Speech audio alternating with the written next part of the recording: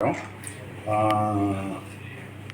నేను రాబోయే కొద్ది రోజుల్లో తెలుగుదేశం పార్టీలో చేరి మైలవరం నియోజకవర్గంలో అట్లాగే మిగతా కూడా తెలుగుదేశం పార్టీతో ప్రయాణం చేస్తూ ఎవరైతే నాతో పాటు ఇంతకాలం మైలవరం నియోజకవర్గంలో వైఎస్ఆర్ కాంగ్రెస్ పార్టీలో పనిచేశారో భావసారూప్యత కలిగి నా నాయకత్వంలో నియోజకవర్గ అభివృద్ధి కోసం ఎవరైతే శ్రమించారో వాళ్ళందరితో మాట్లాడి తెలుగుదేశం పార్టీలో చాలా సంవత్సరాల నుంచి ఆ పార్టీ అభివృద్ధి కోసం నియోజకవర్గ అభివృద్ధి కోసం కలిసి పనిచేస్తున్నటువంటి సోదరులందరూ ఉన్నారు. వారితో భావసారూప్యత కలిగి వారి నాయకత్వంలో నాయకులు కావచ్చు, కార్యకర్తలు కావచ్చు, వారితో కలిసి వారి వెనక సాగేటట్టుగా తెలుగుదేశం పార్టీ కార్యవర్గం వెనక నడిచేటట్టుగా నన్ను ఇష్టపడి నా పనితీరు నచ్చి ఉన్న నాయకులందరినీ కూడా కలుపుకొని రాబోయే రోజుల్లో అతి త్వరలో తెలుగుదేశం పార్టీలోకి చేరటానికి ముహూర్తం అదంతా నిర్ణయించుకొని పత్రికా సోదరుల ద్వారా తెలియజేస్తాను. తప్పకుండా నాకేమైతే శాసనసభ్యుడిగా 5 సంవత్సరాలు అవకాశం కల్పించిన నా మైలవరం నియోజకవర్గ ప్రజానీకానికి, అట్లాగే మైలవరం నియోజకవర్గ సమగ్రాభివృద్ధి కోసం నేను నిరంతరం పనిచేస్తానని, నా రాక వల్ల ఏ రకమైనటువంటి తెలుగుదేశం నాయకుల్లో కానీ కార్యకర్తల్లో కానీ గతం నుంచి పార్టీకి వెన్నుదన్నుగా నిలబడ్డ వారికి ఏ రకమైనటువంటి ఇబ్బంది కలగని రీతిలో అందరినీ కలుపుకొని వారిని ముందుండి వారితో పాటు కలిసి సాగుతానని, నా వల్ల తెలుగుదేశం పార్టీకి మంచి జరుగుతుందో తప్పితే ఏ రకంగా కూడా ప్రత్యక్షంగా కానీ పరోక్షంగా కానీ ఏ రకమైనటువంటి ఇబ్బందులు కలగని స్థితిలో ముందుకు సాగుతానని, ఏవైతే ఈ రాష్ట్రాన్ని అభివృద్ధి పదంలో ఒకనాడు అక్షర క్రమంలోనే కాకుండా అభివృద్ధిలో కూడా ముందున్నటువంటి ఆంధ్రప్రదేశ్ ఈరోజు అన్ని విధాలుగా వెనకబడుతున్నటువంటి పరిస్థితుల్లో అనుభవం కలిగినటువంటి చంద్రబాబు నాయుడు గారి నాయకత్వంలో ఈ రాష్ట్రం మరింతగా పురోగమించడం కోసం పురోభివృద్ధి సాధించడం కోసం వారి నాయకత్వంలో వారి అడుగుజాడల్లో నడవటానికి సిద్ధమయ్యి తెలుగుదేశం పార్టీలో చేరబోతున్నానని చెప్పి తెలియజేస్తూ చేరే తేదీ ఈ ఇతర వివరాలన్నీ కూడా అతి త్వరలో మీ అందరికీ తెలియజేస్తానని చెప్పి థ్యాంక్ యూ.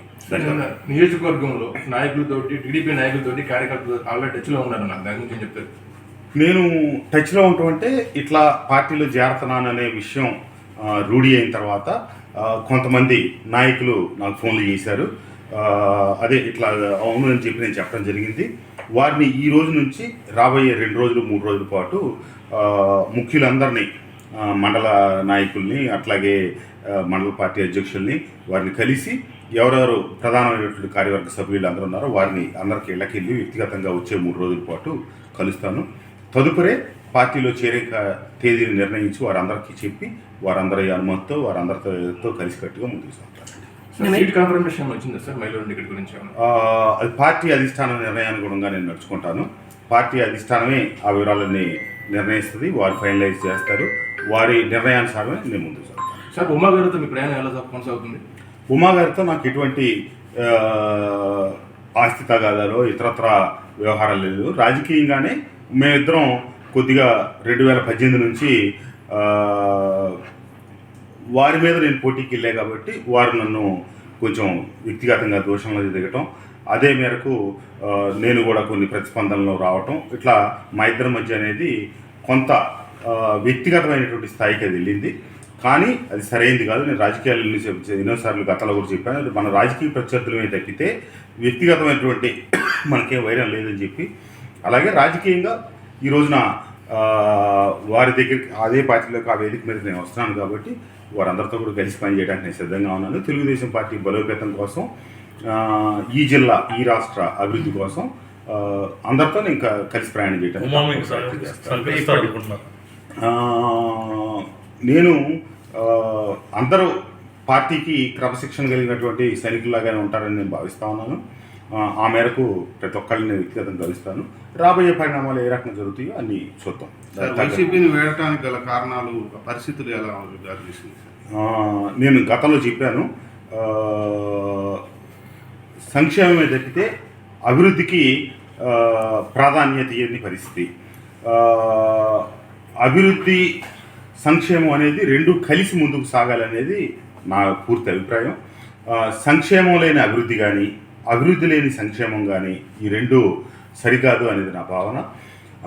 కానీ ఆ రెండింటిని బ్యాలెన్స్ చేసుకుంటూ ముందుకు సాగాల్సిన పరిస్థితుల్లో ఒకదాన్ని మీదేసుకొని అభివృద్ధి అనే దాన్ని పూర్తిగా పక్కన పెట్టడాన్ని నేను జీర్ణించుకోలేక, నేను నాకు నమ్మి ఓట్లు వేసిన ప్రజలకి కొంతమేరకు నేను అభివృద్ధి చేయగలిగాను చెప్తే, నేను అనుకున్న మేరకు నా లక్ష్యాలు నేను చేరుకోలేకపోయాను.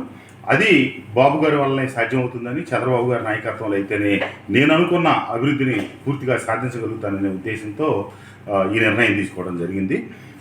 తప్పకుండా ఎట్టి పరిస్థితుల్లో కూడా గతంలో ప్రజలకి ఎల్లకాలం చాక్లెట్లు బిస్కెట్లు ఇచ్చి పబ్బం గడుపుకుందాం అనే దానికి కాకుండా, నేను గడప గడప తిరిగినప్పుడు కానీ, నియోజకవర్గంలో ఎస్సీ కాలనీలు బీసీ లోకాటిలు తిరిగినప్పుడు చాలామంది తల్లులు నన్ను అడిగారు, మేము ఎంతకాలం ఈ ఇచ్చే సంక్షేమ పథకాలు లేకపోతే ఈ అమ్మఒళ్ళు చేయూతులు వీటి మీదే ఆధారపడి బతకాలి, మా ఇంట్లో మా బిడ్డలో రాజశేఖర రెడ్డి గారి హయాం నుంచి ఫీజు రియంబర్స్మెంట్లు వల్ల, అట్లాగే చంద్రబాబు నాయుడు గారి హయాంలో విదేశీ విద్యాదేవుల్లో ఇట్లాంటి అన్ని కార్యక్రమాలతో ఉన్న బిడ్డలో వారి భవిష్యత్తు ఏంటి, వాళ్ళకి ఉద్యోగ అవకాశాలు ఏంటి, ఇక్కడ ఉద్యోగ కల్పన ఏంటి, మా పిల్లలకు ఉద్యోగాలు ఇప్పించరా అని చెప్పి అడిగారు.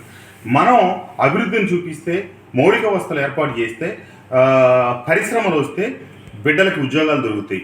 ఆ రకంగా ఆ కుటుంబాలు వారి కాళ్ళ మీద వాళ్ళు నిలదొక్కుకోవడానికి మనం ముందు చూపుతో సాగాలి తప్పితే, ఎప్పుడు మనం వేసే చాక్లెట్లు బిస్కెట్లు తిరిగి ఆ కుటుంబాలు పూర్తిగా సర్వతోముఖాభివృద్ధి చెందుతాయి అనే భావన ఎట్టి పరిస్థితిలో కరెక్ట్ కాదు.